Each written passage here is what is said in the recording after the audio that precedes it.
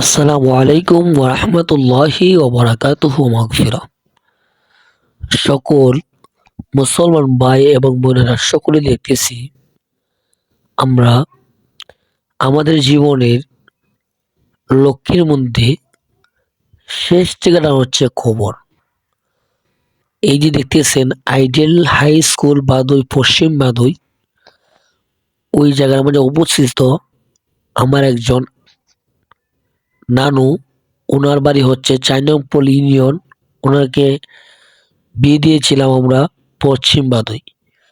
সেই জায়গার মধ্যে উনি মারা গিয়েছেন, কিন্তু ওনার ওসিয়ত ছিল আমি ওনার ওয়ারিসদার নাতি হিসাবে ওনার জানাজা পড়ানোর উনি ওসিয়ত করেছিলেন।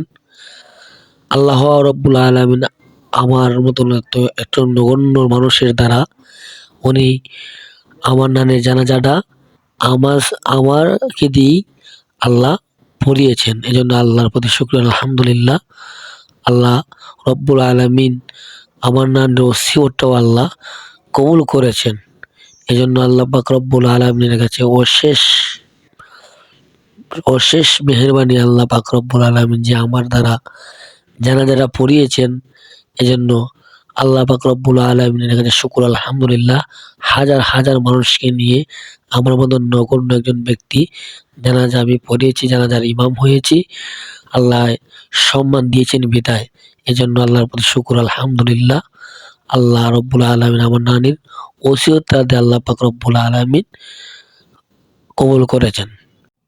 আসল কথা বলতে জানাজার পরপরই আমরা ওই মৃত ব্যক্তিকে নিয়ে কবরের মধ্যে রেখে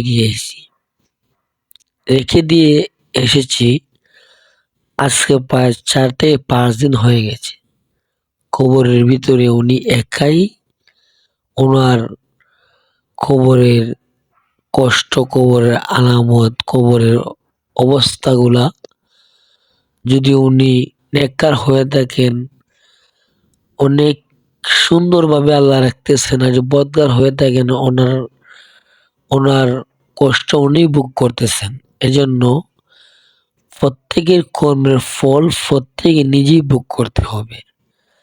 শেষ বিদায়টা ওনাকে দিয়ে দিয়েছি। আল্লাহ যেন তাকে জান্নাত নসিব করেন, জান্নাতুল ফেরদাউস নসিব করেন। সকলে দোয়া করবেন আমার নানুর জন্য। আসসালামু আলাইকুম।